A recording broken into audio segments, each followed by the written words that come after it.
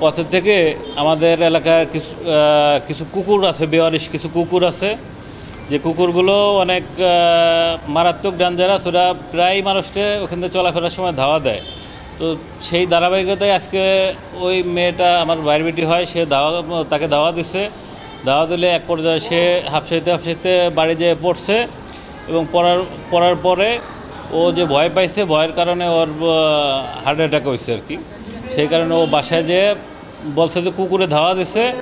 আরও আমরা দেখছি, আরও অন্য লোকজন দেখছে সবাই যে তাকে কুকুরে ধাওয়া দিছে। কুকুরে ধাওয়ার কারণে সে ভয়ে আতঙ্কগ্রস্ত হয়ে বাড়ি যেয়ে পড়ছে। বাড়ি যেয়ে পড়ার পরে সে ইন্তেকাল করছে।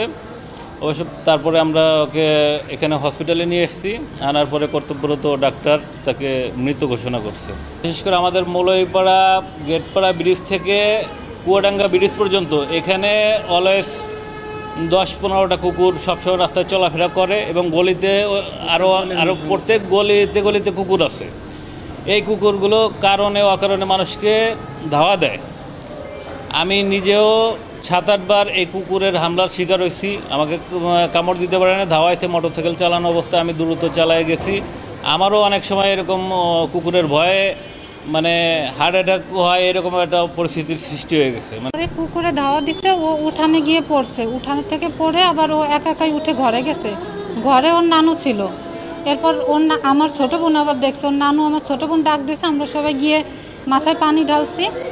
এরপরে কোনো জ্ঞান ফেরে না। আমাদের এলাকায় এক ডাক্তার থাকে, ওনারে ফোন দিয়েছে, উনি আবার বাইরে গেছে। পরে আমরা রিক্সা নিয়ে আমার ফুফাতো ভাই তারে ফোন দিয়ে রিক্সায় করে নিয়ে আসছি। আনার পর এখানে ভর্তি করছে। তারপর ডাক্তাররা বলতেছে যে ওই যখন পড়ে গেছে তখন ওই ভয়ে স্ট্রোক করছে। ডাক্তাররা বলছে যে 2টার দিকে বলছে যে ও আমরা আর কি আনতে 1:30টা বেজে গেছে। ডাক্তার বলছে যে আনার আরও 20 মিনিট আগেই আর কি মারা গেছে। এমনি ডাক্তাররা অনেক চেষ্টা করছিল, ইসিজি করছে, সব কিছু করছে।